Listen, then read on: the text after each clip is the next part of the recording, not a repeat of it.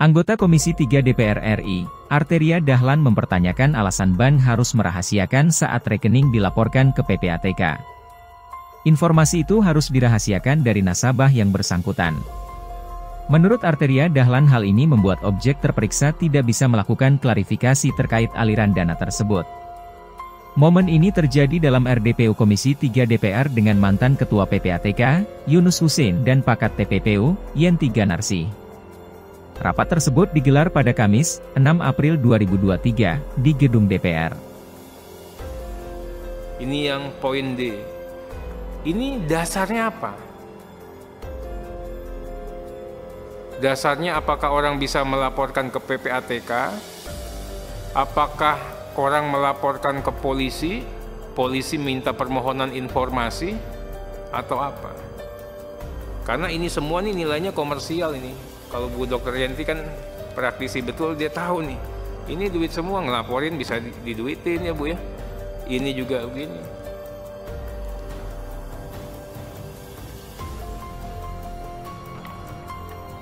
Yang pasal 2, Pak. Hasil tindak pidana E to Z itu, A sampai Z 25. Saya kasih contoh lah, misalnya tindak pidananya korupsi. Itu tindak pidana korupsi. Ini kalau memang di bawah kesadaran penuh atau patut diduga ini uang korup. Misalnya tadi Pak Dokter mengatakan 2M. 2M itu dicuci lah. Namanya nyuci itu dari 2M bisa jadi 6M. Bisa jadi kurang dari 2M. Yang dihitung pencucian uangnya berapa itu Pak Dokter? Ini kita harus ada bersepakat dulu nih. Ini bagian daripada kisruh kemarin, walaupun saya tidak mau bahas yang kemarin. Nah, kalau uang itu tidak hasil tindak pidana, itu kan bukan pencucian uang. Tapi bagaimana si objek terperiksa ini sudah menjadi korban dulu, karena di undang-undang ini tidak ada ruang untuk klarifikasi. Kan jalan terus nih, kita nasabah, kita nggak tahu tiba-tiba ada operasi jalan. Nah, ada nggak ruang atau celah? Saya tadi dikatakan tadi itu kan masalah teori monisme. Kalau terbukti fakta tidak diperlukan dibuktikan mens reanya. Nah, ini kami mohon juga nanti diberikan gambaran. Pertanyaan berikut. Kalau harta kekayaannya bukan merupakan hasil tindak pidana, pasal 345 itu unsurnya tidak terpenuhi ya Pak dan Ibu ya. Itu tadi, bagaimana sesegera mungkin kita sudah tidak dilibatkan dengan urusan TPPU.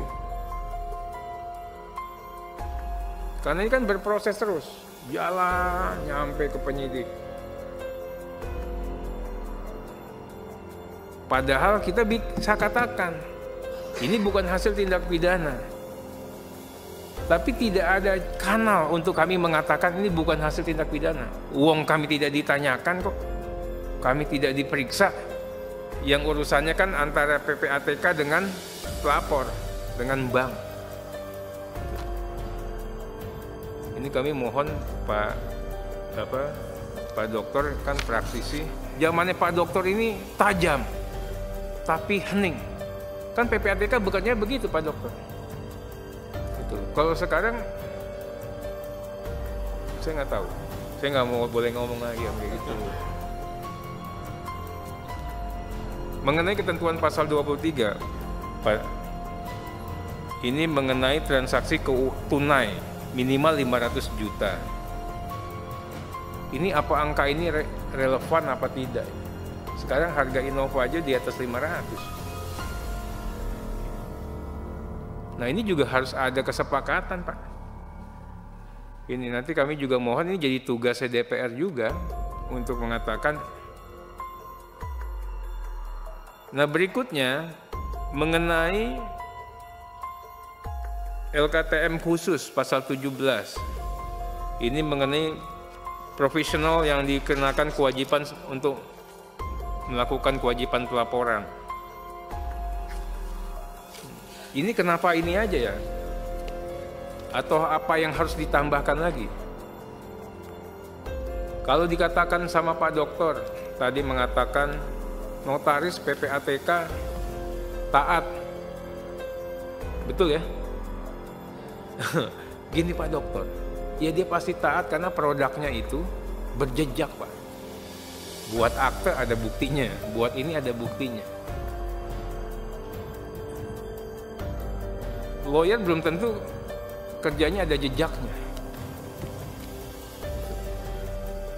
Nah, saya sepakat itu, lawyer juga katanya ini memang harus juga di ini ya, kita nanti menjadi bahan diskusi lah. Berikutnya mengenai hasil analisa, hasil pemeriksaan tidak sama dengan LTKM. Biar itu betul. Sepanjang pengetahuan dan pengalaman terbaik Pak Dokter,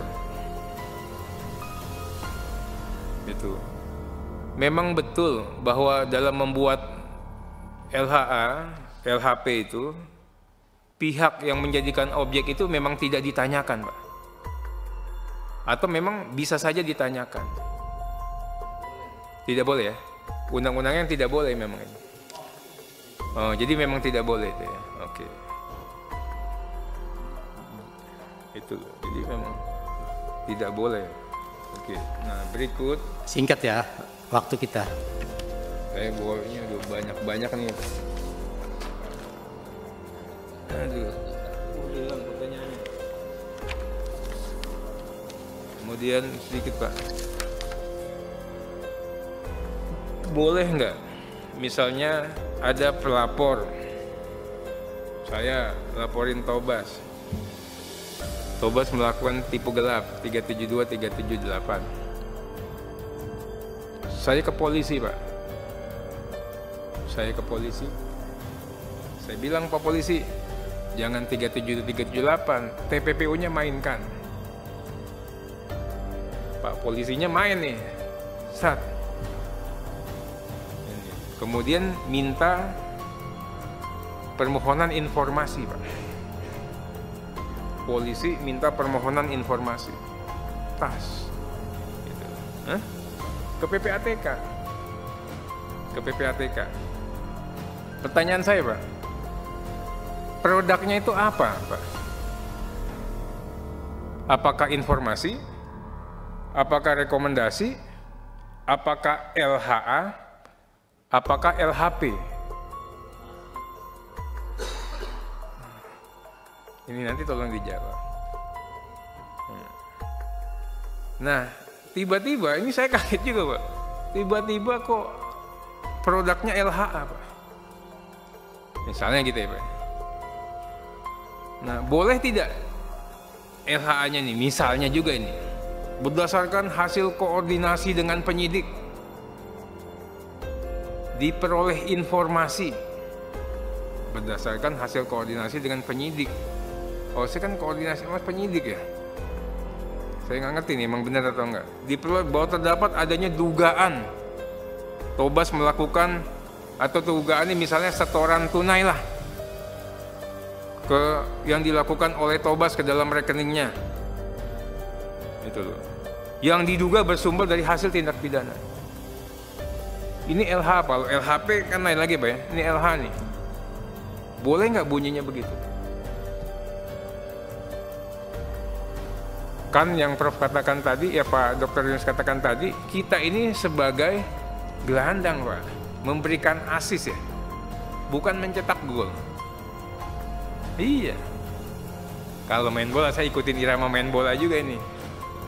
Nah kemudian boleh nggak kesimpulannya juga nih sama, berdasarkan hasil penelusuran transaksinya Tobas, ditemukan cukup banyak transaksi, patut diduga transaksi setoran-setoran itu merupakan hasil tindak pidana yang 372, 378. Ini kan kesimpulannya penyidik, Pak.